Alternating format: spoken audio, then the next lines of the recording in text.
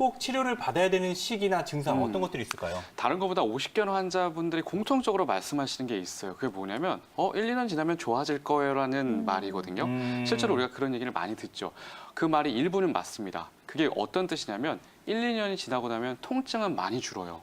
근데 문제는 뭐냐면 우리가 어깨라는 부위를 안 쓰고 살 수가 없거든요. 그쵸. 손으로 움직일 때도 어깨는 같이 움직여줘야 되는 부위가 바로 이 곳이기 때문에 이 오십견 상태에서 만약에 치료를 미루게 되면 그 과정에서 2차적인 손상이 많이 옵니다. 그래서 오십견으로 인해서 굳어진 어깨 주변의 힘줄이라던가 인대 부위가 파열이 될 수도 있고요. 또 주변에 있는 저맥낭이라고 하는 다른 부위에도 염증이 또 생길 수가 있거든요.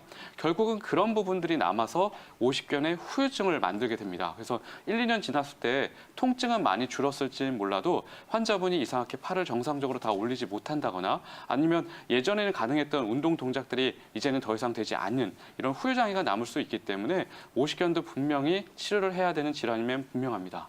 서혁정 원장님, 아무래도 퇴행성 척추 질환 같은 경우에는 과거에는 어르신들이 주로 한의원에 찾아오셨는데 네. 요즘에는 젊은 친구들도 굉장히 많이 이 질환 때문에 고생들을 하고 있죠. 맞습니다. 이 퇴행성이라는 단어가 붙은 모든 질환은 결국은 노화가 가장 큰 원인이라고 보시면 됩니다. 그쵸. 그 척추 관절뼈, 인대, 근육들이 노화가 되면서 약해졌기 때문에 생기는 병들이 바로 이 퇴행성 질환인데 최근에 병원에서 뵙는 환자분들의 연령이 더더욱 낮아지고 있는 경향이 굉장히 많습니다. 그래서 요즘은 5, 60대 환자분의 전유물이라고 알려졌던 척추관 협착증 환자분들이 30대 환자분들도 꽤 많으시고요. 또 이런 경우에는 대부분 또 수술을 권유받으시는 경우도 굉장히 많거든요.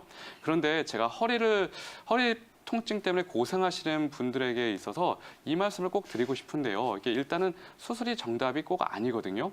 이 척추뼈의 모양을 보면 목에 있는 경추뼈, 등에 있는 흉추뼈, 아래 허리에 있는 요추뼈 뼈 모양이 다 다릅니다.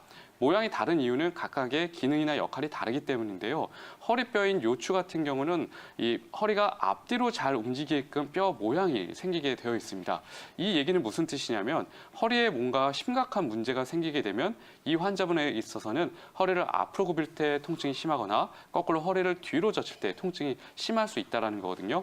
특히 허리를 앞으로 굽을 때 통증이 심한 경우에는 실제로 디스크에 관련된 질환일 가능성이 굉장히 높습니다. 디스크가 탈출이 됐던가 디스크가 파열이 됐다거나 아니면 적어도 디스크를 보호하는 역할을 하는 인대가 손상이 되었거나 근데 반대로 허리를 뒤로 젖히는 동작이 잘 안 되시는 분들 같은 경우는 이거는 실제 퇴행성 변화가 원인인 경우가 많습니다. 퇴행성 디스크 환자분들 아니면 척추관 협착증 환자분들이 대표적인데요.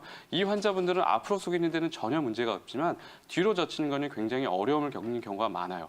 근데 거꾸로 바꿔서 얘기한다면 만약에 허리를 앞뒤로 지금 잘 움직이고 있는데 수술 권유를 받으셨다면 그 환자분은 수술할 필요가 제 생각에는 전혀 없을 것 같습니다. 왜냐하면 허리의 가장 중요한 역할이 바로 앞뒤로 움직이는 거라서 앞뒤로 잘 된다는 거는 가장 중요한 디스크라든가 협착에 관련된 부분의 손상이 없다는 걸 의미하거든요. 그래서 만약 지금 수술을 권유받아서 고민을 하고 계신다면 지금 당장 일어나셔서 허리를 앞으로도 숙여보시고요. 뒤로 젖혀보시기 바랍니다. 설사 이 동작이 안 된다고 하더라도 바로 수술을 선택을 하는 게 아니라 먼저 비수술적인 치료, 보존적인 치료를 먼저 우선시해야 된다는 것을 꼭 잊지 않으셨으면 좋겠습니다.